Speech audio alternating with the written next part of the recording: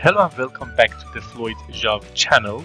This is the second video in our modeling transient compressible flow series. Actually, in the previous video we created nozzle geometry in the SpaceClaim, as you can see in this picture. Now it is time to move into the Fluent Meshing to generate a high quality mesh that can accurately capture the shocks and the pressure gradients in our compressible flow simulation. We will finally generate a high quality mesh like this, as you can see in the screen. So in this session we will import first the geometry, clean up the topology, create the surface mesh, add boundary layers, and generate a poly-hexcore volume mesh suitable for the density based solver, as you can see here in this picture. And finally, in the next video we will use the mesh refinement also in the ANSYS Fluent. So actually a good mesh is essential for stability and accuracy, especially when we are dealing with high speed compressible flow and transient pressure wave. So let's get started to generate our mesh. Okay, first of all I will open the Fluent launcher and then select the meshing mode, and you can select your directly here. From here you can open this directly and select your directly, and then press on the start button. Before that I selected the double precision and 4 processor for meshing, so now I can start the Fluent meshing. So we will wait to open the meshing mode. Okay, so the steps are simple. First we are going to we select the workflow, and then under this window I will select the Watertight geometry. Everything is simple. First of all, I need to import the geometry created in the previous session. So I will select import geometry. Make sure that the file format is CAD and the unit is millimeter. Select the file name by clicking here. Then select your SpaceClaim file, which is Nozzle, and then press on OK. Wait for a few seconds. As you can see here, each task is designated with an icon indicating its state, like this one, which is a completed one, and the others are incomplete states. So you can see which one is completed and which ones needs to be handled.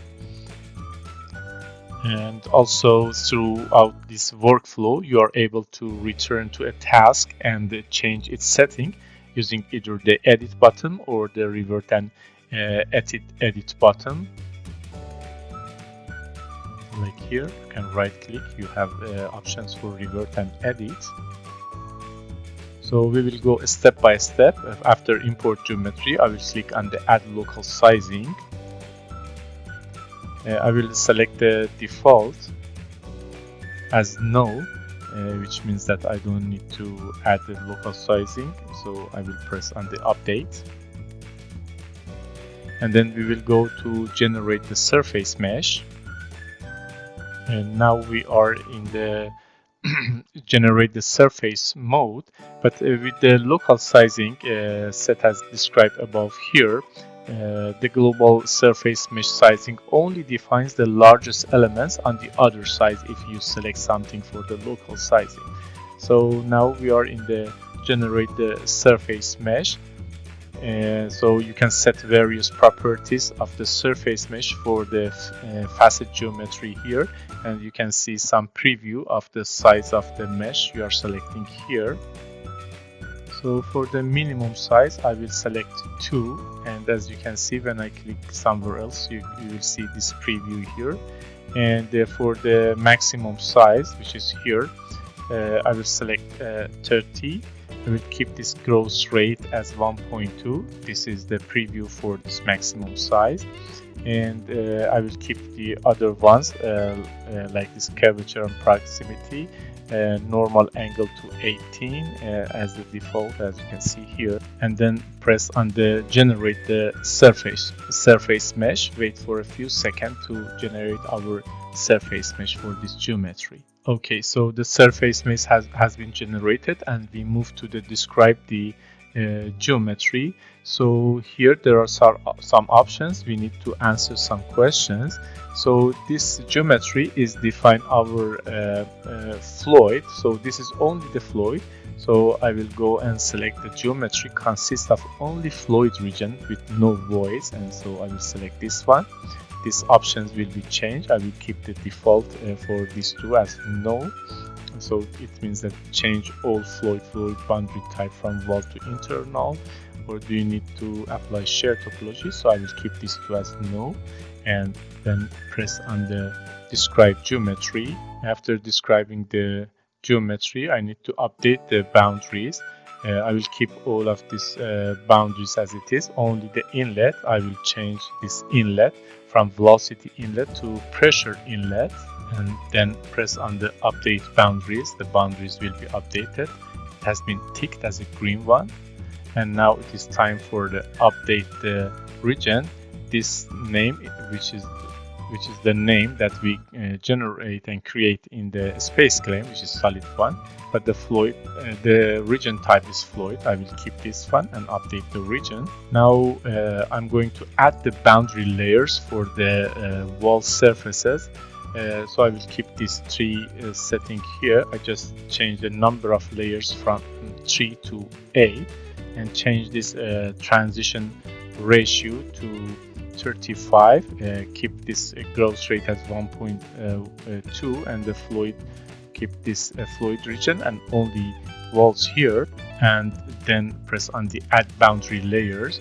So I have added my boundary layers to the surfaces, the wall surface, and now I will go to the generate the volume mesh, the final step in the Fluent Meshing here. As I explained before, I'm going to use the poly-hexcore mesh, fill with poly-hexcore mesh for this actually geometry. There are different options.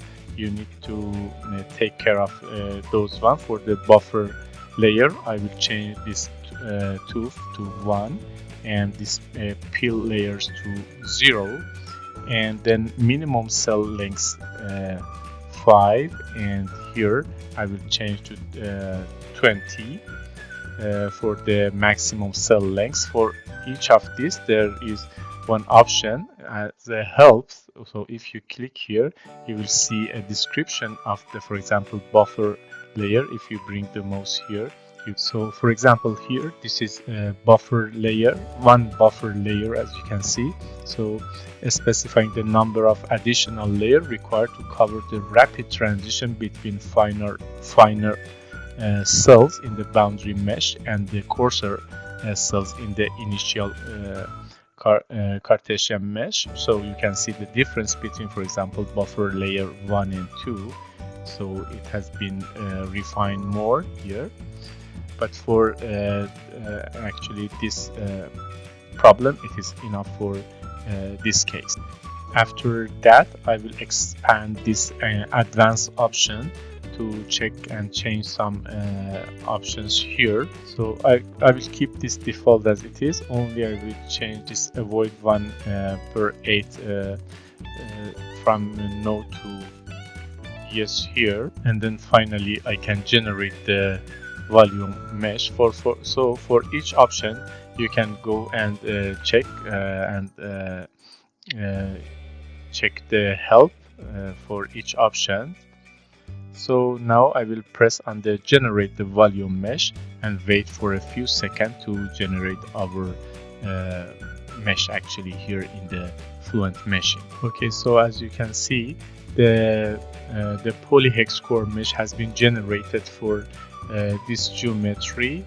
You can see here, and also you can work with this clipping plane to see the mesh in different parts like this one.